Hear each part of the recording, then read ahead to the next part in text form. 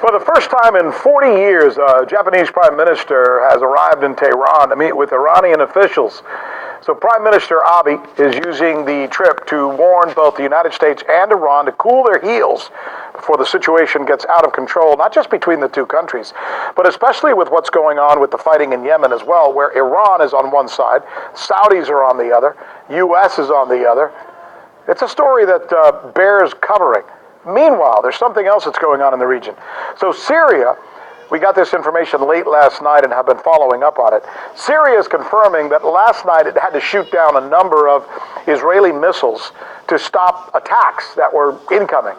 By the way, I want to show you something. Take a look at this map that we put together for you, and we did it right there geographically. There have been 6 major incidents between Israel and Syria in the last 3 months. April 13th, Syria intercepts an Israeli strike in Hama. June 3rd, Israel bombs an Iranian base in Homs. May 17th, Syria intercepts an Israeli strike on Damascus. May 28th and June 2nd, Israel hits targets in Quneitra. June 12th, Syria intercepts an Israeli attack. Joining us now is former Pentagon official Michael Maloof. Few people know more about this area than the gentleman you're about to hear from here. Is this thing escalating? And if so, to what end? It's definitely escalating. That's why you're seeing someone like Prime Minister Abe of Japan rushing there, because there is a crescendo building. And you're seeing the fact that separately of all this, Trump is pushing $8 billion to the Saudis. And what I'm really concerned about is that those arms, $8 billion in arms, going to the Saudis at a time that we're escalating with Iran, even though he's saying, I want to have a talk without conditions. Well, that doesn't fit into the mantra and message of John Bolton.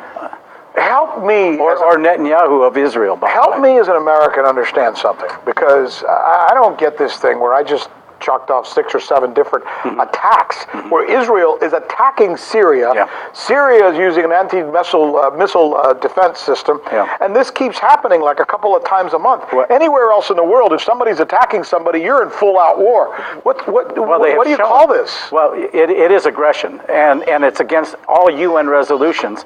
And what the Israelis claim is that they're trying to hit Iranian targets. The reality is they're killing Syrian military right now.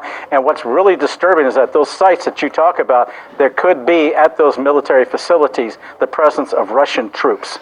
And if they get killed, that's a problem. And the Russians, frankly, their general staff is getting fed up with it. That's what's so complicated about something like this. I mean, you just mentioned that essentially Iran is in Syria.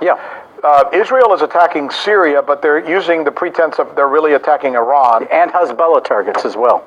And Hezbollah, which is a part of Lebanon? Yes, it's part of Lebanon, but they have forces inside of Syria. But they have facilities for supplies and what have you, and that's what the Israelis are trying to hit.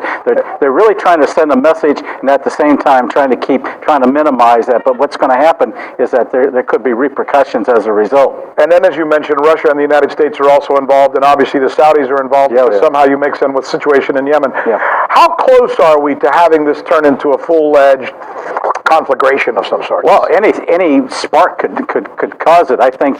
So it cause what? Cause what? It could cause just one episode could create a havoc throughout the entire region. So in other words, Israel attacks Syria. The missile is not stopped with using the anti-ballistic missile defense system or whatever the heck it's called, and it hits and kills a whole bunch of people. Syria says we're not going to have this. They attack back. They've been showing restraint. In fact, they could have done it. In fact, they were asked not to retaliate. So okay, let's continue the scenario. Israel attacks. Syria attacks back. Iran fights on the side of Syria. Who helps? The United States fights on the side of Israel. Russia gets on the side of Syria and Iran as well. Correct. That's the fear. Yes. That's huge. It's a powder keg ready to blow up at any time. What's keeping it from blowing up?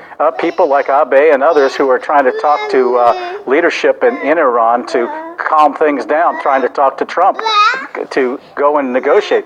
But John Bolton and Pompeo are not getting that message. They're the ones who are orchestrating this thing. They're the ones who are working behind the scenes, trying to get everything lined up. And what I'm really concerned about is that they're going to paint Trump into a corner he won't be able to get out. Sounds like a familiar narrative. Yes. And It happened before in 2003. We thank you. Pleasure. I'm Rick Sanchez. You found us on YouTube, and that's awesome. But you know what? I'm also live every night